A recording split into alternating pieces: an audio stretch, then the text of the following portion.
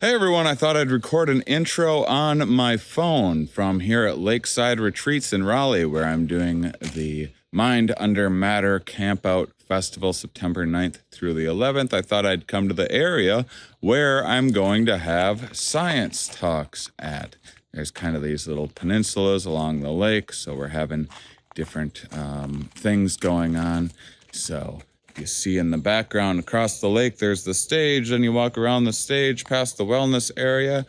Boom, you can hear a science talk. There's going to be bands from 2 to 2 all through the day, but there's about an hour in between each band for setup and takedown that we're kind of keeping to the longer side so we can have a science talk here and then stand-up comedy start. And so scientists will be able to give a decent sized talk before the next band starts, but also the music isn't terribly intrusive or anything either, so that'll be nice during the Q&A. There'll be some nice ambient music happening while you're chatting with someone like my guest today who's going to be here.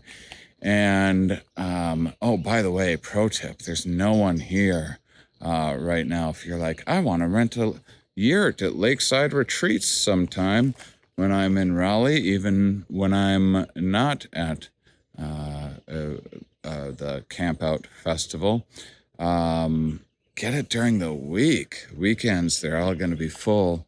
Not that it's not pleasant and private, but you got the whole place to yourself. Oh man, I stayed here for several nights by myself. It was awesome. But needed to make this intro because a couple quick things. It's not a big deal at all, but this was my very first in-person. Here we are since COVID. I added video since COVID, and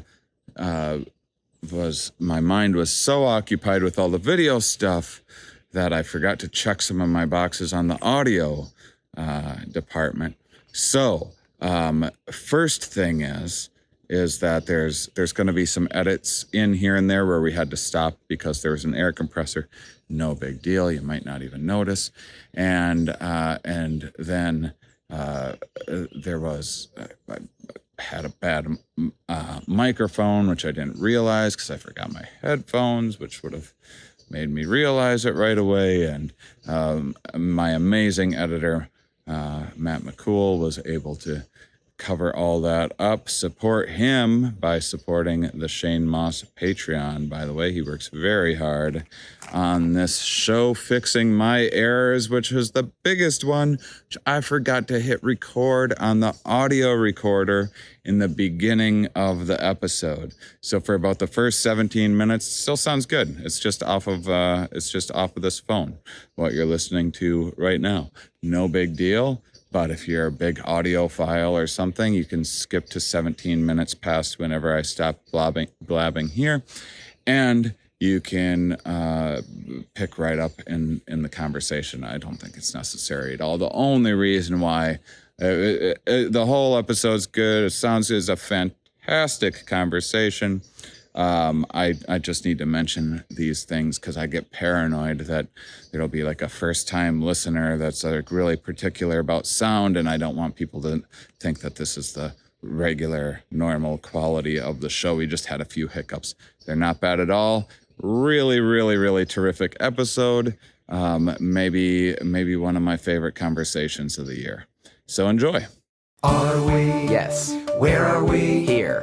Why are we here? Not entirely clear. We are misfits thrust into existence by random chance, with no hints at all as to how we're supposed to make sense of it all. It's immensely bizarre. Here we are. Hello, everybody, and welcome to the Here We Are podcast. I am Shane Mauss. I'm doing my first in-person interview since COVID happened, and I used to always haul around a bunch of audio equipment. This is my very first in-person video episode. I'm very excited. Those of you that normally listen, most of you are audio listeners. You might want to take a peek on YouTube, even if you don't usually, because you'll get to see there's all sorts of cool fossils and stuff behind me. I am at Duke University, talking with human paleontologist Stephen Churchill is joining me today. How are you doing, Stephen? I'm doing great. Thank you very much. Thanks for having me on the program. Of It's course. going to be a lot of fun. Thank you. Thanks for coming. You already came out to Lakeside Retreats to check out the area for the Campout Festival. Yeah, and I'm September. gonna come back to the festival, so I think that's going to be a blast too. So you're going to bring some of these fossil replicas and things, and people can check them out, and people. My plan is to kind of do like a show and tell, and just see what people want to talk about, and take it wherever it goes. I'm hoping, because if there are people that happen to have rocks or things that they think are fossils or something that they may have identified, they could have them. They could bring them and. Yeah, that would also be great. I get probably about 2 or 3 calls a year from somebody nearby who's like, "Yeah, I found something in my yard. I don't know if it's a fossil or if it's a bone or if it's an artifact." And it's always fun. How do they find you? They just. I guess they just get online and search around, and somehow I pop up. It seems like a crazy being one of the crazy people that when I originally started the show 10 years ago. I was always reading science books, but I got really obsessed with David Attenborough documentaries and things, and then I started reading more and more books and more into biology and things, and I just had so many questions, and I started reaching out to authors, and that was one of the most shocking things from the start, was just how accommodating scientists are. They're very happy. It's fun. The downside is that I very often have to tell people that something they're really excited about is just a rock. That's got to be close to 100% of the time. Well, a lot of the time. But sometimes people have found, there are great fossils here in North Carolina. Back in the late 1800s, some kids playing in a creek found a nearly complete mammoth skeleton, or mastodon, I'm not sure which. So sometimes they are actually fossils, and that's cool, but a lot of times they're rocks. One of the things that blew my mind was, I guess I had never thought about before, was that it wasn't until all that recently that humans understood a concept like extinction. And so, like Thomas Jefferson, who was a bit of a naturalist and stuff, would find like a giant ground sloth fossil or something, and be like, "Lewis and Clark, watch out for these things." Yeah, right. Whatever the heck this is, assuming that it was still out there somewhere. Well, a lot of that stuff was also interpreted kind of in a biblical framework of like, these are things that died in the flood. That makes sense. So there was kind of an idea about extinction, but not in the evolutionary biological sense. That's interesting. So why don't you share your background a little bit? Yeah, so I am a hominin paleontologist. I study the fossil record of human evolution. And for the first, 20, 25 years of my career, I largely worked on an extinct species of human called Neanderthals. They're the popular ones. Yeah, they get all the glory. Yeah. Well, they're cool. So first off, they're relatively recent in human evolutionary history. Yeah. We share an ancestor with them about 500,000 years ago. So they are a sister species to us. Mm-hmm. And they went extinct relatively recently, maybe on the order of 30 to 40,000 years ago. So, and we have a really good archaeological record for them. So we know a lot about them.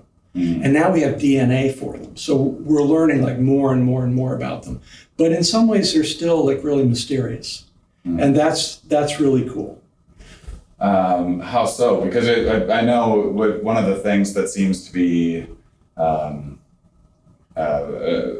getting into the zeitgeist or whatever, kind of becoming more common knowledge in people's mind is that there's still people with Neanderthal DNA and they're closely related. Yeah. What can you tell me about that? Yeah, so pretty much anybody whose ancestors come from either Europe or Asia has Neanderthal DNA. And that includes indigenous people from North and South America because their ancestors also came from Asia. Mm. because we as a species, Homo sapiens, we originated in Africa. And at some point, there were a couple pulses of movement out of Africa. There were some early ones that didn't really take. But then at some point, probably on the order of about 60,000 years ago, we really started to expand out of Africa. And we encountered these closely related, what we call archaic species like Neanderthals. And we interbred with them. Mm. And so as those populations continued to expand, so this probably initially happened in the Near East, in places like Israel and Jordan and Syria. And as those populations continued to expand, they carried Neanderthal DNA with them. In my mind, it was always that, I guess I thought they kind of came from the same branch and started separating and were basically still mating until they were diverse enough and then kind of stopped mating. But our human ancestors found Neanderthals and wanted to mate with them. Yep. There was mating going on. I kind of get it, I guess. Yeah, and what's really weird, well, I mean, if you think about it, when explorers like Columbus's guys came back from the New World, one of the questions that was before the Vatican was whether bestiality was a mortal sin. So if humans will do that, mating with a near relative, human species is not that weird, right? Right. And we now know of another. Sorry, can I stop? So then what happened when humans mated with Neanderthals? What were the offspring, or then became Europeans and eventually? Yes, so we don't really know. There's a lot about it we don't know. So for instance, it could be that that there was a certain direction to the interbreeding. Like for instance, maybe modern human males mated with Neanderthal females. Right. And then those children probably went with mama back into Neanderthal groups and found mates in Neanderthal groups. Certainly, some of those Neanderthal genes made it into our gene pool because that's what we're picking up. Most people who are not of African descent have got about 2 to 4% Neanderthal DNA. Wow. Yeah. What about those? Going back to where you said that humans kind of took a run at spreading. Something that seems to go along with having a big brain is an exploratory nature. Maybe that's not the case in every species, but I was reading a lot about octopus recently, and it's just like it started in shells, got a bigger brain, and we're like, no, you know what? I'm going to go out there and explore. And they have such an exploratory nature. I think that's part of the story. I think the main part of the story is that our ancestors in Africa were just doing really well, and their populations were growing. And because they're living a foraging lifestyle, they're not producing their own food, they're not growing their own food. That requires a certain amount of territory per person. And so as they're growing, their kind of population pressure is pushing them, and they're expanding their ranges and moving into environments where they're maybe not real well adapted to that environment yet, but population pressure is pushing them there. Wow. So overpopulation would have looked a lot different in an age before the agricultural revolution, where you're able to pack a whole bunch of crops in one small space. You would have needed much more property. Yeah. But there's definitely also the explorer aspect of it too, because people couldn't have gotten to Australia without getting in boats and going, we don't know what's out there, but we're going to go find out. It's so bananas to me. Some of I think was it Magellan that died on a boat? I think it was him, but there was 14 boats that went out to, it's when they discovered the birds of paradise, and they're called the birds of paradise because nearly everyone died. One boat made it back, and like all they pretty much had to show for it was a couple birds, and they were like, "These birds are from paradise." Because it's such a paradise. Everybody died but us. Yeah. But that's Australia, because Australia would have been, because what we're talking like 200,000 years ago, or well, no. So the first people to get to Australia were probably on the order of 60 to 70,000 years ago. Okay. So it's like basically where it is today. It had everything was pretty much where it is today. But even still, you got to cross the Torres Straits, and that's, I don't know what, 100 miles of open water or something like that. I've taken flights to Australia, and it seems like a nightmare to me. Like in a reclining chair watching a movie, and I can barely bear it. And you might think, well, maybe these are just fishermen or whatever who get blown off course, in a storm, and they end up over there. But clearly they needed females to establish, to actually colonize the continent. Yeah. And man, when you talk about places like Micronesia and Melanesia and Polynesia, then people are covering lots of open water in boats. That's like amazing. Seagoing kayaks. Is there are some of these boats still, like, findings of them exist anywhere? Or I don't know. I don't know. I mean, that's a little bit more recent than I work on, so I don't really know what the. Mm-hmm. Well, it's cool having these fossil records. Like I said, I was just reading about octopus. It's not octopi. It's octopus is plural as well as singular. Everyone says octopi, but no bones. Right. So not a whole lot to work with in terms of trying to. I mean, there's the DNA testing and everything that's come along, but. You're not going to find a lot of octopus fossils. I feel like human paleontologists, I don't know, you sort of got it. I mean, they're so much more similar to us. You can kind of know where to look. They fit in the same spaces that we fit into and stuff. Yeah. Or is it?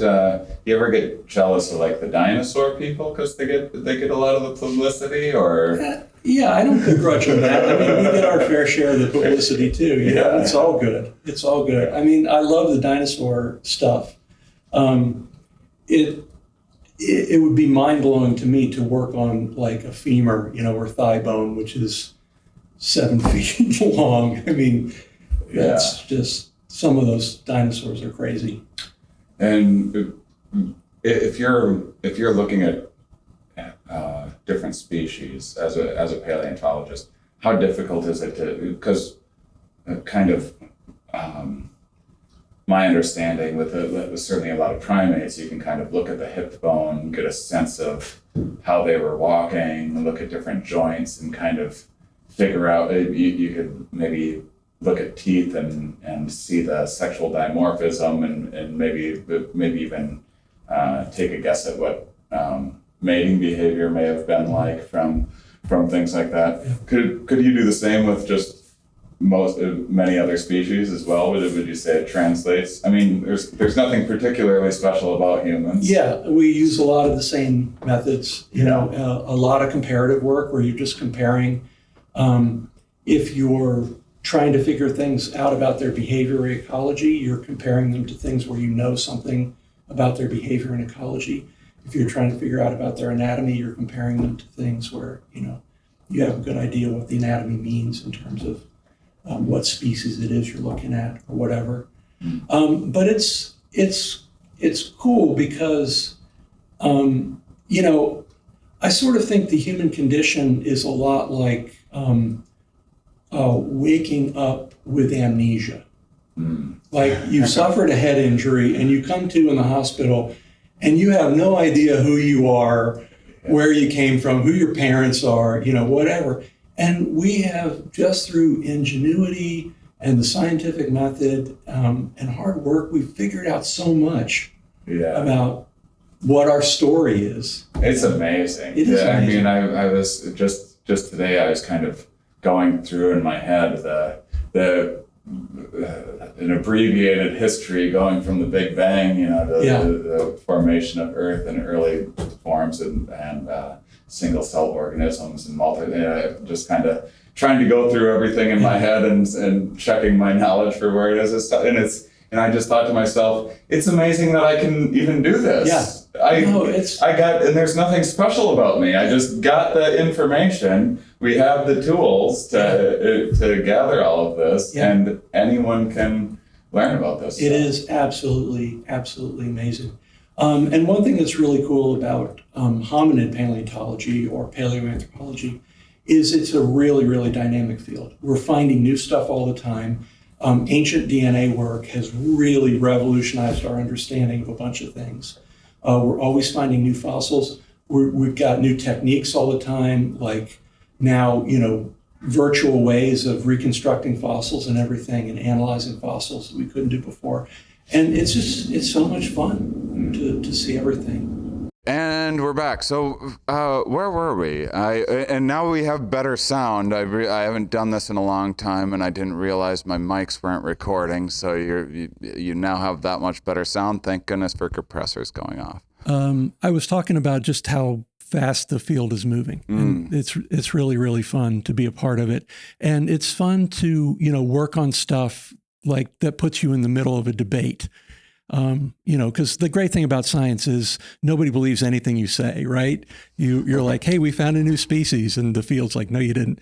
And then away you go, right? Yeah. So that's a lot of fun. But I was going to say, like, one really cool thing is the ancient DNA stuff.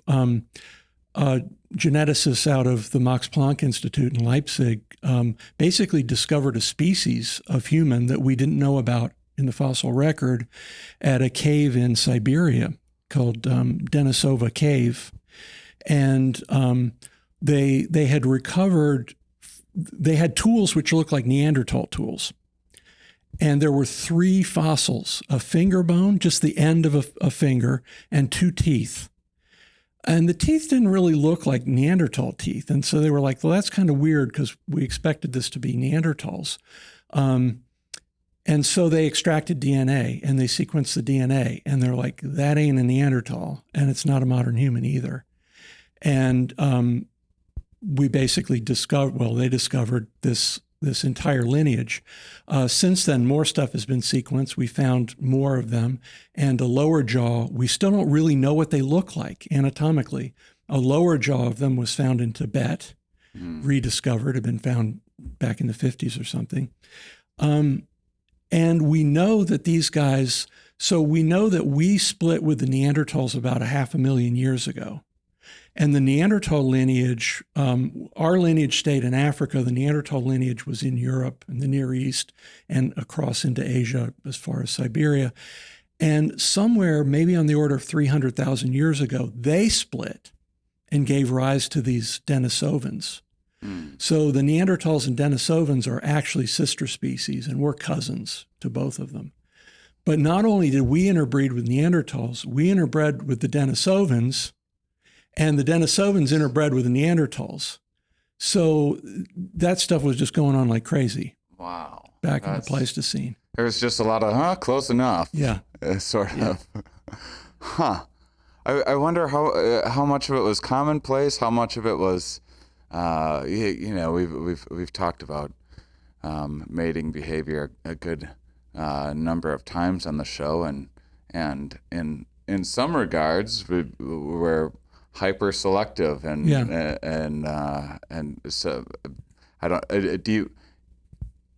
Would you venture a guess that there was like kind of lower value mates that this was happening in, or is it like guys are of course so have that lower minimal parental investment of course, and they're typically not as choosy, right.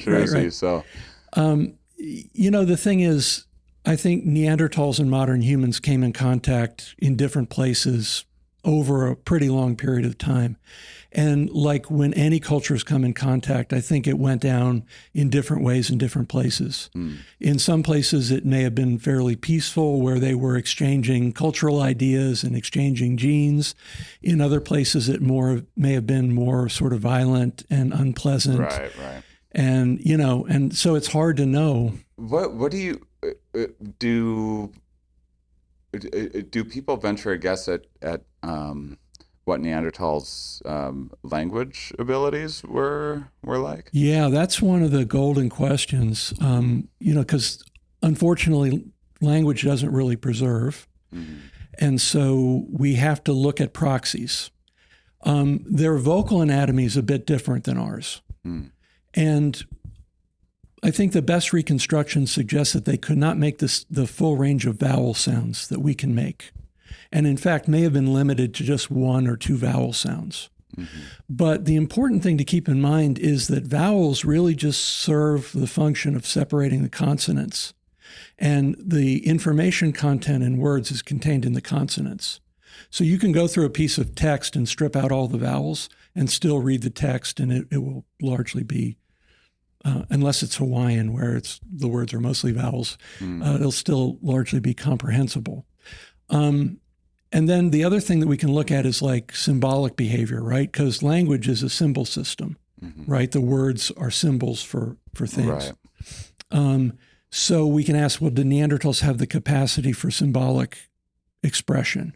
And the evidence suggests that they did. They didn't do it a lot in the form of like personal adornment or artwork or whatever, but occasionally they did it. And that tells us they could do it. So I suspect that they had some kind of language.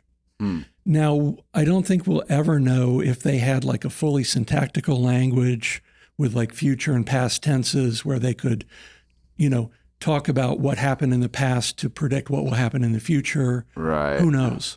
But they had big brains. Their brains were bigger than ours. Right. So it would be surprising to me that they didn't have a pretty good language system. And they kind of... is this right that a lot of their tools were maybe even more sophisticated as well? Like humans potentially had the numbers. I know...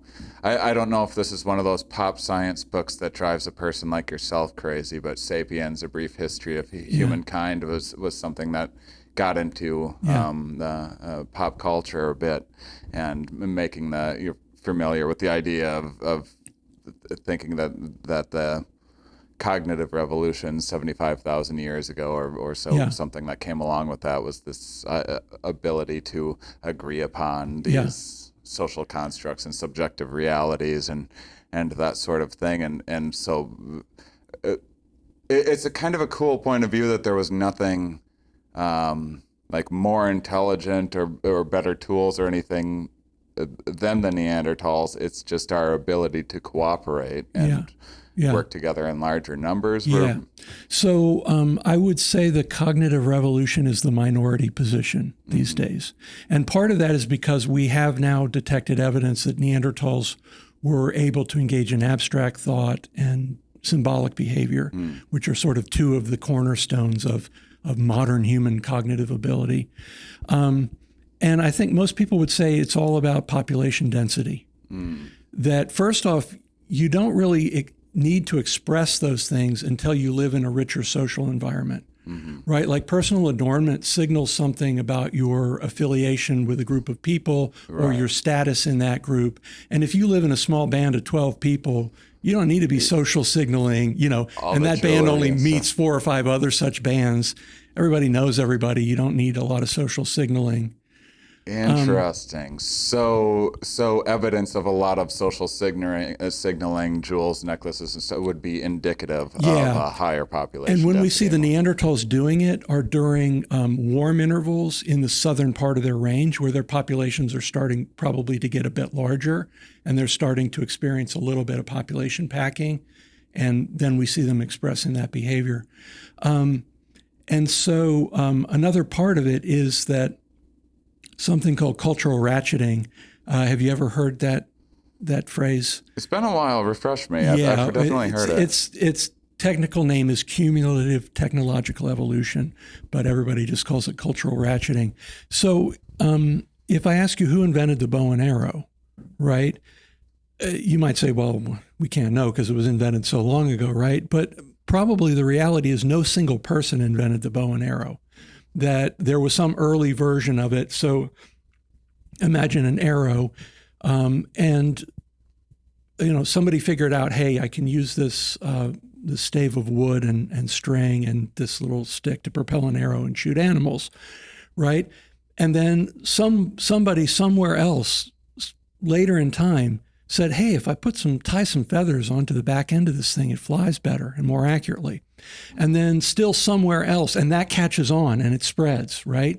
And then somewhere else, maybe 1,000 miles away, somebody else goes, hey, if I, bind these feathers in there really well and orient them just so, it flies even better. And if I weight it just so, so cultural ratcheting is that technology, if it's useful, it spreads.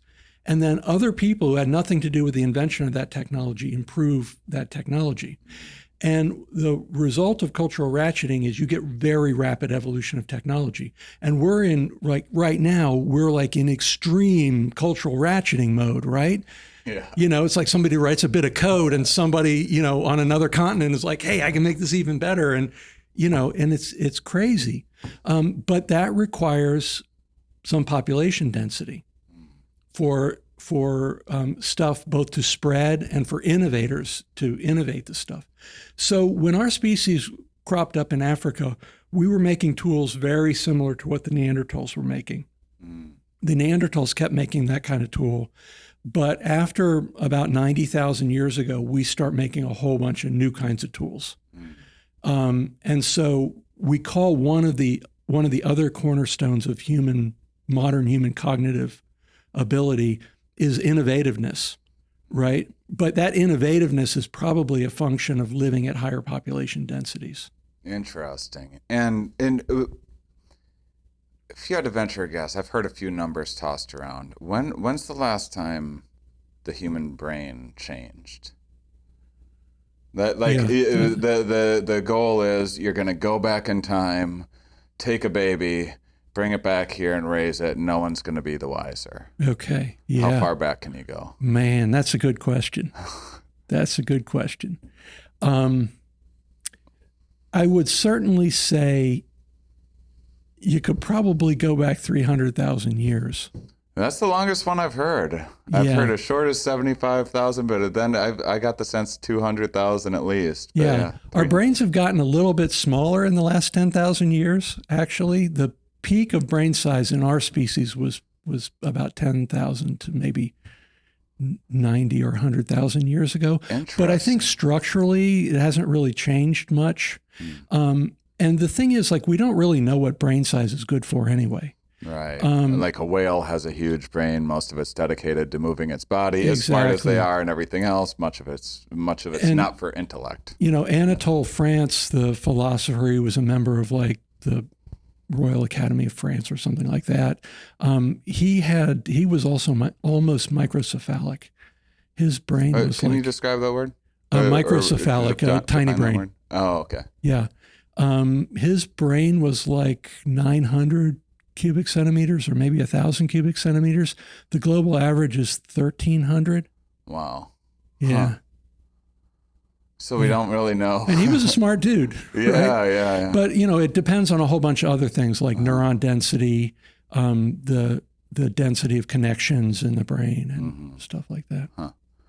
So maybe 300,000 Yeah, years. I just say that because that's when we first recognize our species in the fossil record. Oh, really? Yeah. Okay. Huh. That's that's just so interesting to be. I mean, you can understand going to war with other with cousin species and things like that. Certainly, it doesn't. But having a social life with them and everything is because even with language abilities, it's still like I get the appeal. You meet someone with a French accent or whatever, like, oh wow, right. or that speaks French, right. And you'll be accommodating and everything, even if you don't understand one another. But that could have been like going from English to French might be a less significant jump than human to Neanderthal to get along. Yeah. Huh. Or maybe you just keep your mouth shut when everyone gets along. Huh. Yeah.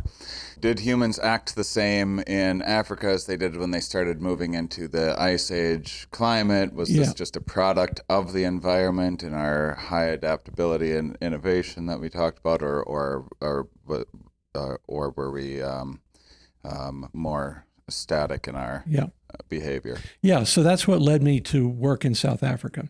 Okay. And so I started working down there shortly after apartheid had been repealed, started in 95.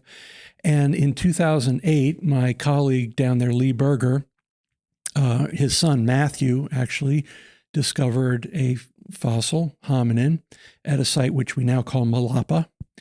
And that discovery led to the recovery of 2 partial skeletons and some isolated bones of some other individuals of a species that we had not recognized in the fossil record before, called Australopithecus sediba.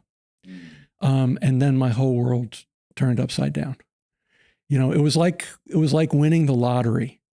And it was phenomenal.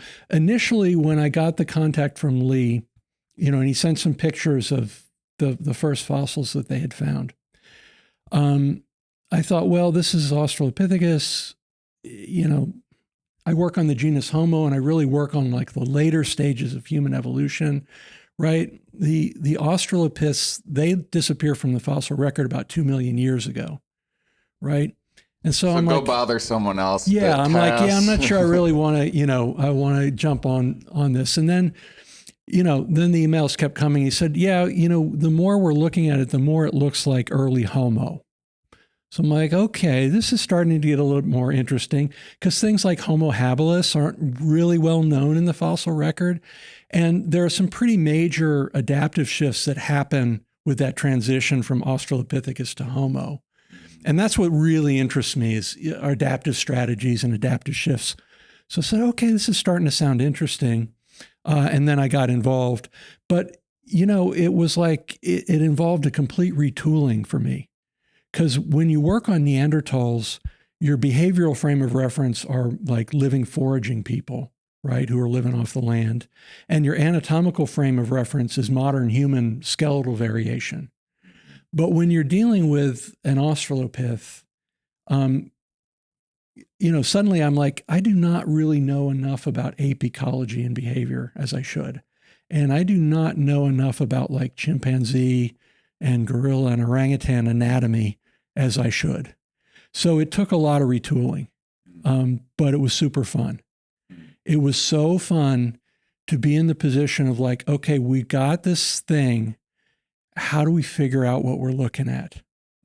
And the first thing that we did was to compare it to all the fossils in South Africa, which is relatively straightforward for us because they're there at our institution or an hour drive to the north.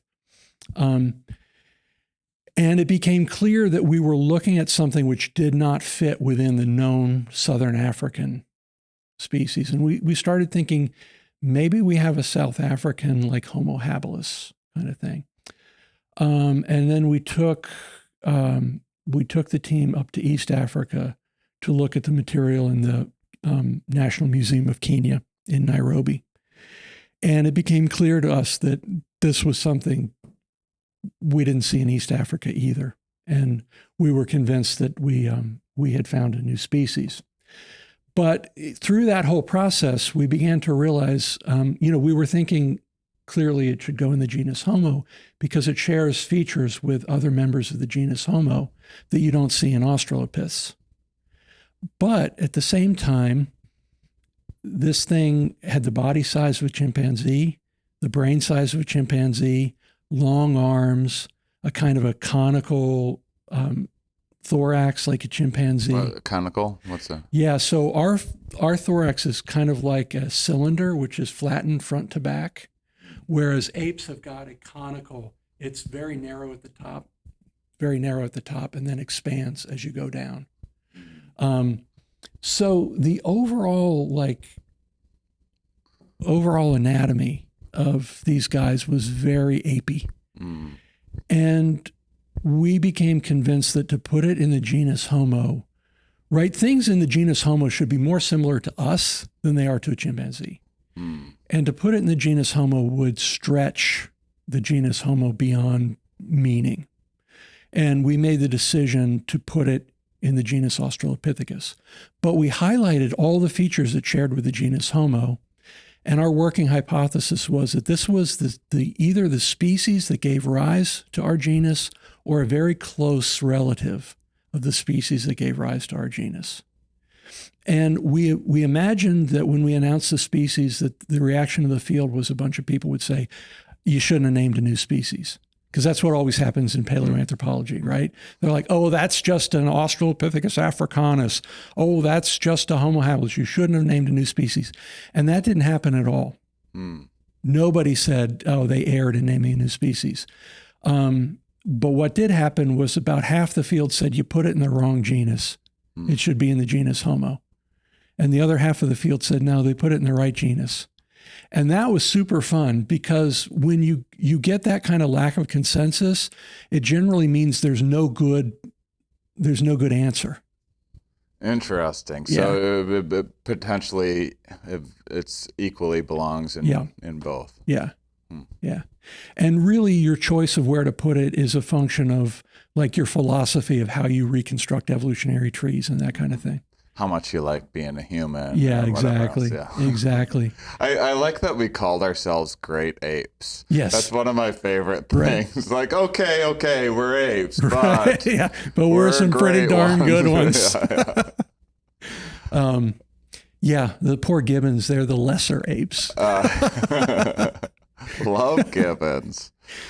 That's funny. So how often does this happen? You get an email where someone thinks maybe they found something because, you didn't even, it must have happened enough times where when the real one came in, you didn't even recognize it as such. Yeah. Right? Well, the fact that it was coming from my colleague in South Africa who, he can certainly recognize a fossil and he knows what he's looking at. So yeah, but it is kind of cool to open up your email in the morning and be looking at pictures of some really cool fossils and going, wow. Yeah, that's very cool. I would have let them wait like a couple days before responding. Just like, what? When you get really excited, you want to tell someone they're busy or whatever. Like, what? You don't want to hear all my good news? And this is called the Rising Star. No, so that's when we hit the lottery the second time. Oh, you hit the lottery. Okay, you know what? You steer the ship. So Australopithecus 𝕊𝕙𝕒𝕟 we found at 𝕊𝕐𝕐𝕟𝕒. Oh, no, yeah. Yeah, and another thing that my colleague Lee had been doing during those days was working with local cavers to educate them about like looking for fossils when they're going in the caves. Because where we work in South Africa, you need caves to find fossils. That's where you're going to find the fossils. And on a Friday, the 13th of September, back in 2013, a couple cavers in a cave called Rising Star discovered fossils. They knew not to move them, but they took pictures of them in situ and brought them to Lee's attention. And we could tell they were hominin fossils. And so we were very excited. And that led to the discovery of yet another new species called Homo naledi.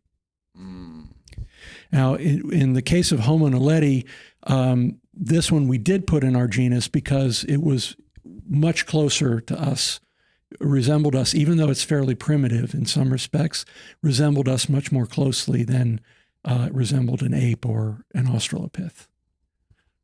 And how far apart were these sites? So they're about 8 miles as the crow flies. Really? That close together? Yeah, okay. This is in an area outside of Johannesburg in South Africa, which is called the Cradle of Humankind World Heritage Site. Because there are a bunch of caves that have produced hominin fossils. And a lot of what you're seeing here came from the cradle of humankind. Amazing. Yeah.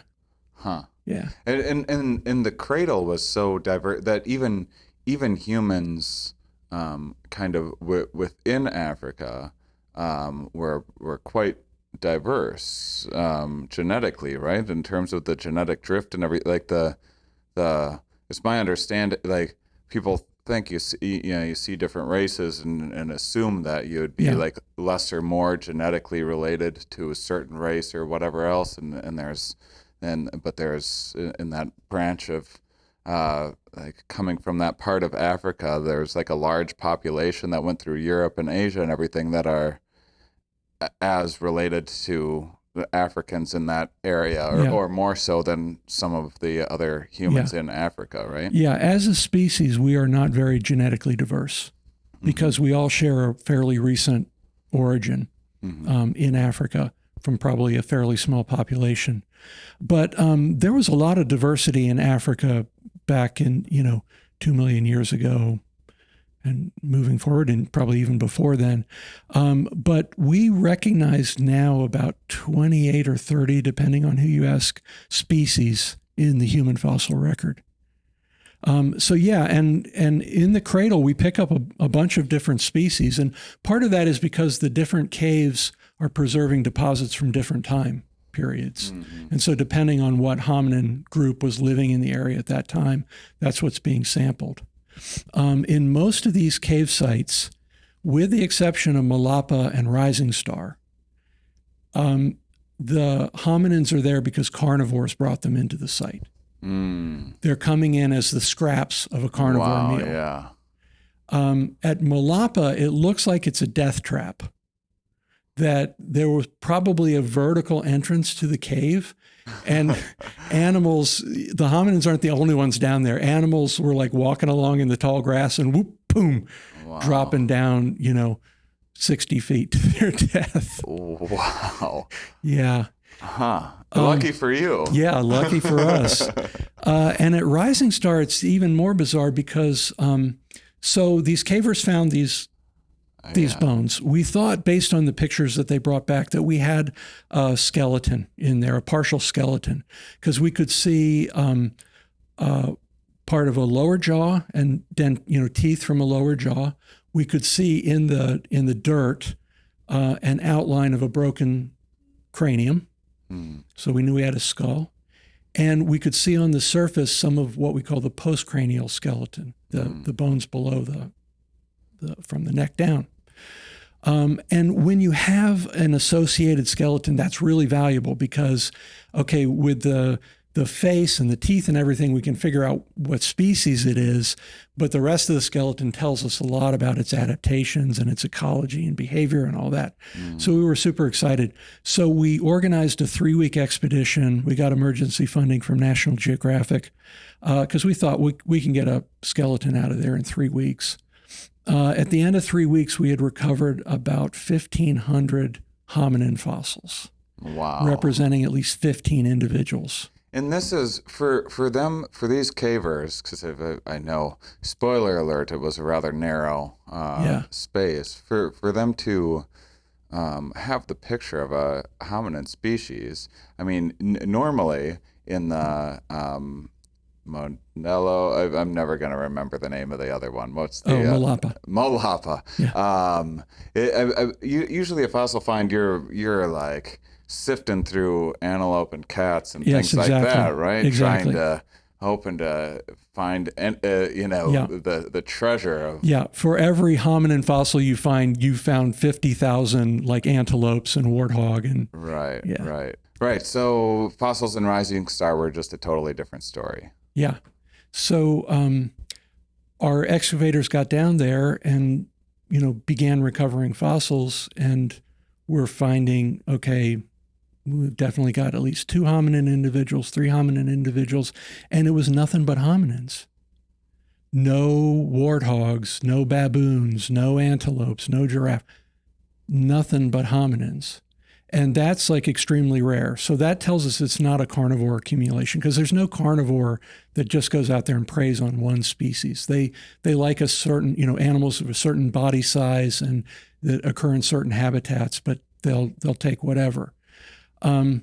Yeah, so that was weird. And when we looked at these things, they're definitely, they belong in the genus Homo, but they're very primitive. They look kind of like an early Homo erectus. Just based on the anatomy, it's something that you would say, okay, this is probably close to 2 million years old. Their brains are small, about 550 to 600 cubic centimeters. So that's the size of like a gorilla brain. Mm-hmm.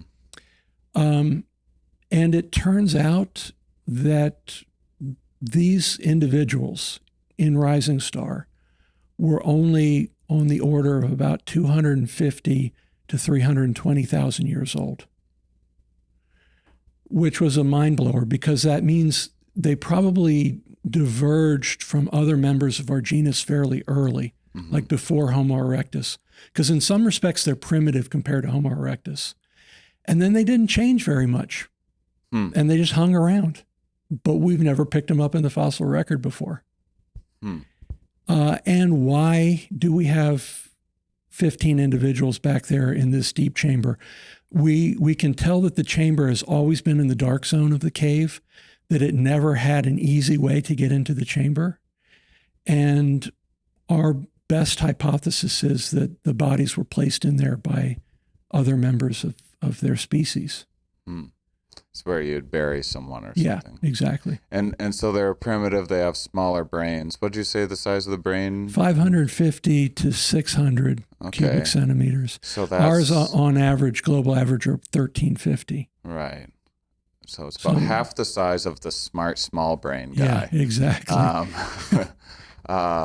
So that's kind of unexpected. I mean, we see primates, elephants. We see lots of different grieving, ritualistic-ish looking behavior. But well, again, it's fun to be involved in a debate like this, because a lot of people in our field sort of have the idea that burial is a part of symbolic behavior that takes a big brain and takes a cognitively special hominin to do. Whereas people in our field who work with animals, we're like, oh, we can totally see it, because they've always seen things that they interpret as grieving behavior, in chimpanzees, in various primates, that seem to reflect a recognition that death is a change in state. It is a transition.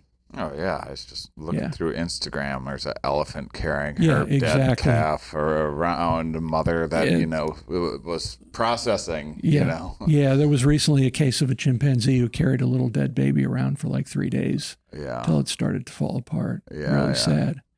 But, the other thing, too, is we referred to it. At that time, we had some evidence that these fossils were occurring in 2 different depositional layers. And so that indicated to us that the behavior had occurred over time. So we referred to it as ritual behavior.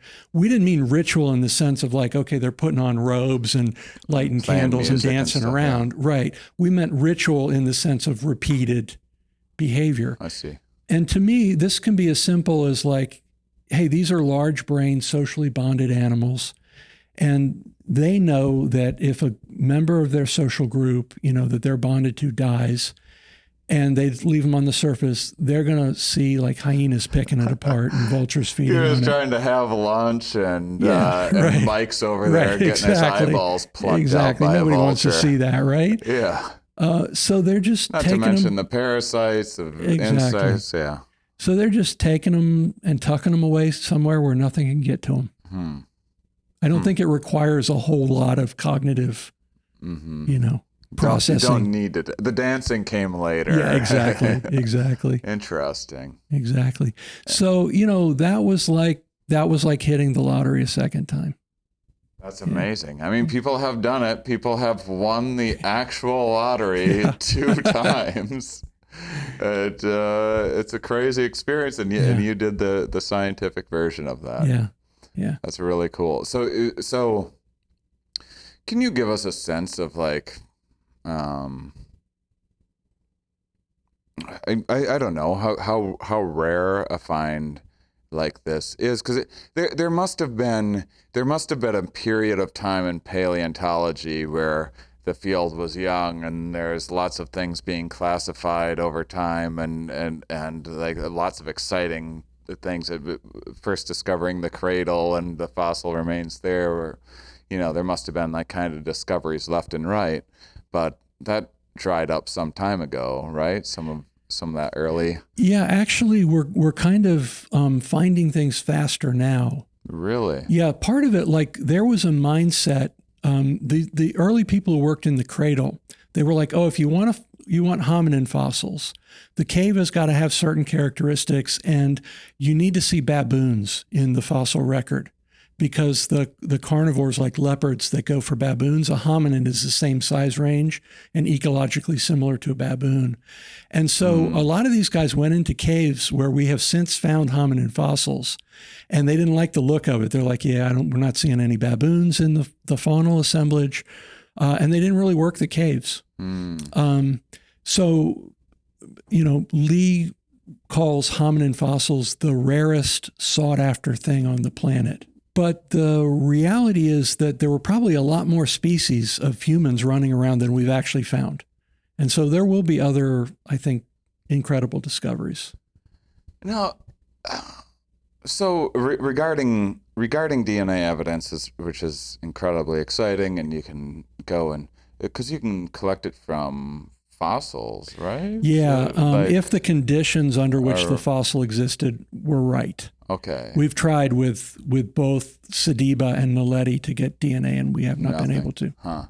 It's not, or we're getting more and more advanced with, like I took just like a 101 genetics course, probably close to 15 years ago or something. But I remember you can kind of just work out genetic drift and things, and you can sort of to see, to estimate the length of time since the last common ancestor and that sort of thing.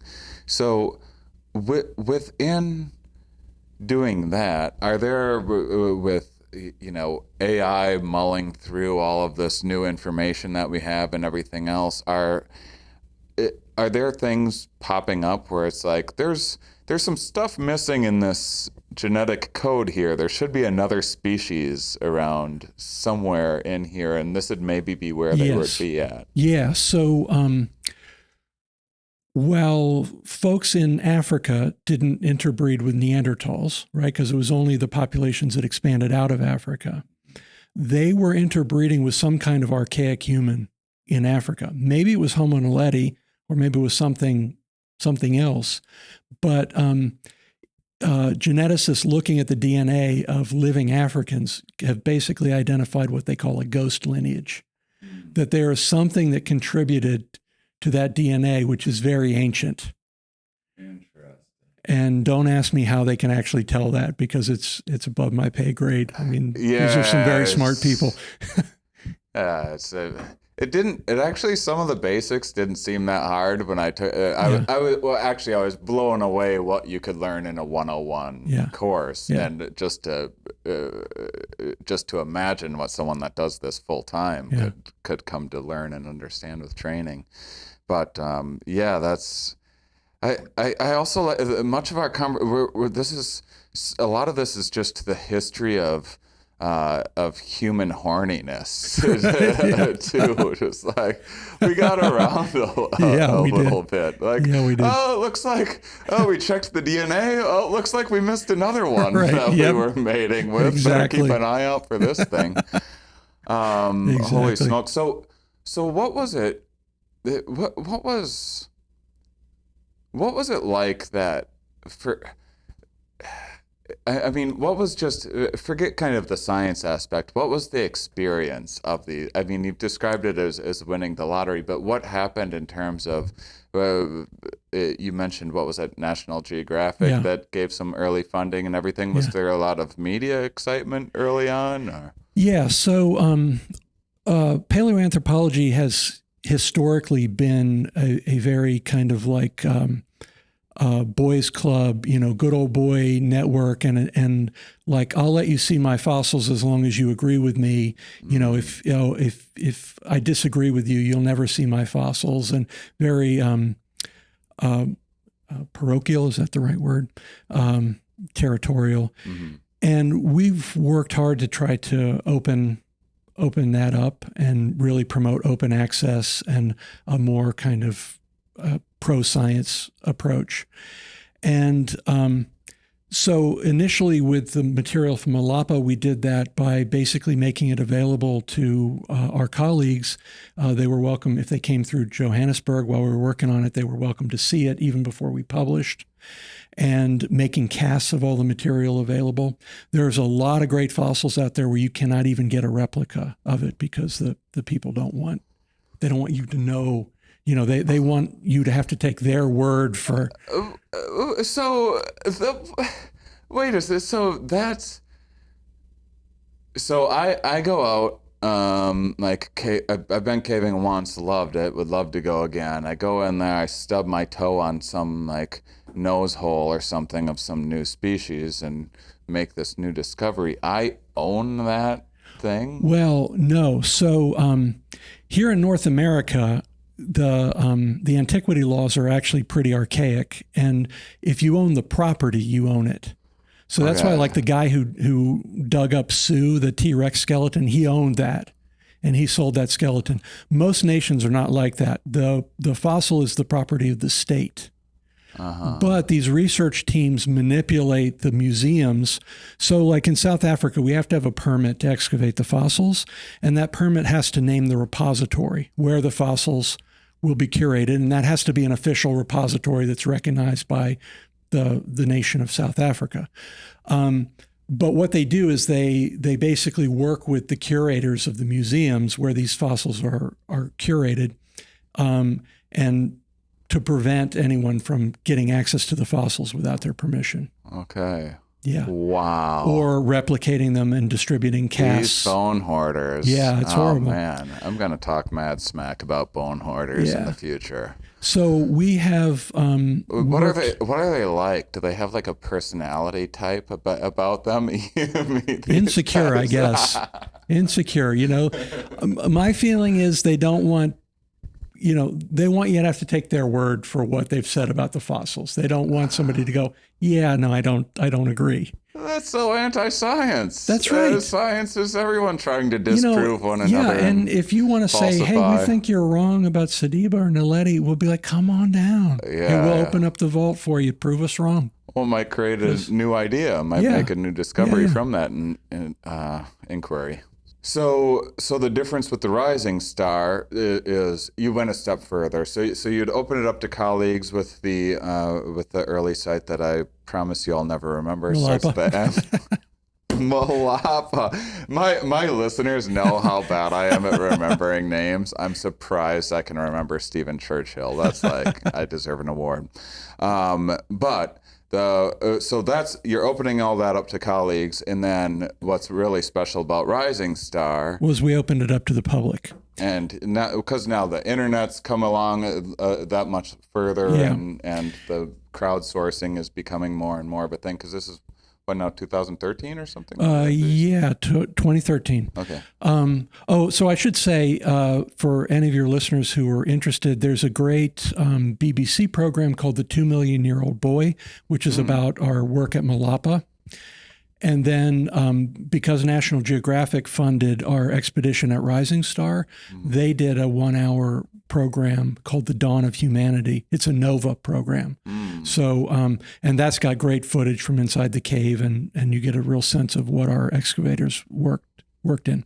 But anyway, so National Geographic funded it, and they're like, we want to send some bloggers who are going to live blog it, as well as a photographer who's going to get photos as events happen.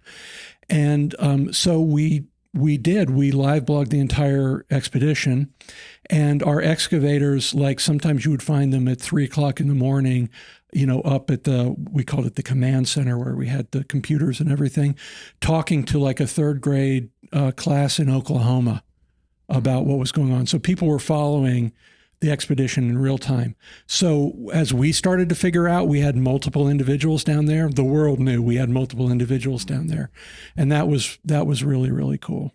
That's amazing. Yeah. And can we talk a little bit about just to add a little more excitement to the story as well, on top of everything else, actually getting to this site in the Rising Star was a kind of a harrowing experience. Yeah. So I'll tell you the story about how the chamber where the fossils are was discovered. These two cavers, Steve Tucker and Rick Hunter, were caving in Rising Star on a Friday night, and they were at the top of a feature in a chamber called Dragon's Back, which is a bunch of like boulders which had fallen from the ceiling of this chamber and created this climb that you had to climb to get up to the top of the Dragon's Back. And they were up there, and there was sort of a narrow fissure, and there were some cave formations in the back of the fissure. And Rick was like, Steve, man, you're in the way, get out of my way. And he saw that there was a narrow fissure to his right, and he squeezed into it just to get out of the picture. And he realized as he did that it carried on downwards. So he's like, hey, Rick, this fissure goes. So he starts wriggling his way down there. It turns out it's like a 40-foot vertical crack, and in places it gets down to 7 inches in diameter. It's so tight they have to take their helmet off and turn their helmet sideways to fit their head through in places. And he squeezes his way down there to finally where his feet are just kind of dangling in the air. And he kicks around, and he finds a foothold, and he lowers himself in, and Rick comes down after. And now they're in the chamber where they see the fossils. Wow. Yeah. So this creates like a practical problem for us, because how do we get the fossils out? Right? Number one, I'm too big and fat to get down there. So we needed small, fairly skinny excavators. We needed people who were not claustrophobic. We needed people with caving or rock climbing experience. We needed people with emergency medical training, because we knew if something happened down in there, it would be really hard to get somebody out. It would take a while. We needed people with the knowledge, like masters or PhD in geology or paleoanthropology or whatever. So we crowdsourced it. There was a paleoanthropology Facebook page, and Lee put an announcement basically saying, hey, we need people with these characteristics and this skill set. Oh, and they need to be ready to jump on a plane in a couple of weeks and come to South Africa for 3 weeks. Wow. And we got applications from all over the world, and in the end picked the 6 most qualified. Turns out they were all female, and National Geographic dubbed them the underground astronauts. But the conditions they worked in were just, it was phenomenal, the job that they did. Yeah. So you had to just get short, tiny females that could squeeze through a cave. It's a very tight cave. I've been caving once, and I got in some tight spots, and I'm an adventurer and an adrenaline junkie, and I was still like, this gets the blood going. Yeah. I back in the day, I did a lot of caving here in North America, and I've been in Rising Star Cave. I haven't been down the chute into that chamber, but I've been in other parts of the cave, and it is a remarkably tight cave. It's like you're fighting it the whole way, just squeezing through and wriggling and turning your body. It's exhausting. Yeah. What's life been like since winning the lottery twice with these discoveries? What's been really fun about the projects is that another thing that we sort of sought to do was to get greater engagement from early career stage scientists. So we did that first with 𝕊𝕐𝕕𝕚. We brought in a core group of people to work on different parts of the anatomy. And then when we hit the bonanza at Rising Star, we had an order of magnitude more bones to deal with, to analyze and work with. So we brought in 40 early career stage scientists. The problem for me these days is that, we took that core group from 𝕊𝕐𝕕, who had started with us as fairly junior people, but now they've been seasoned, high visibility publications and whatnot, and we moved them over to the Rising Star project, but they each became team leaders of a team of more junior scientists working under them. So we just bumped the hierarchy up a level. So now I find myself kind of out of work, because they're so competent and the people who work on their teams are so competent, and I still review the papers and I still look at the fossils, but, I don't work in the field anymore. I'm not the guy finding the fossils. I'm not the guy doing the first work on the fossils. I do some of the detailed anatomical descriptive work on the fossils, but now when I go to South Africa, I'm mostly just in Johannesburg instead of going out in the field. Is the field more of a young person's game, sort of, in some maybe. ways? Was that pretty? Was that kind of an adventure for you early on in your career? Yeah, it was always fun. Always fun to work in the field. You would recommend it if there's listeners thinking about what to do with their lives. Yeah, and our sites, like 𝕊𝕐𝕕 is in a large nature reserve, and so there's a giraffe that likes to come around and check out what we're doing there, and you might see any kind of African wildlife while you're out there. So it's really great. Very cool. Yeah. Well, unless there's anything that you need to put a bow on or anything this has like been a lot of fun. I really enjoyed having you. So thank you so much. Yeah, thank you for having me. And last thing, you mentioned the 2 shows that people can check out, and then there's also, because I had John Hawks on before, the Almost Human book is about this as well. Yes, exactly. And then if people want to find out more about you and your research, just find Stephen Churchill at Duke. Go to the Evolutionary Anthropology webpage, and I'm on there. Awesome. Or come to the Campout in Raleigh, there you go. and meet me in September 9th through 11th and hang out and ask some questions of your own. Yep. Thank you. All right. Thank you, Shane. And thank you guys for being such wonderful, curious people. We'll see you next week.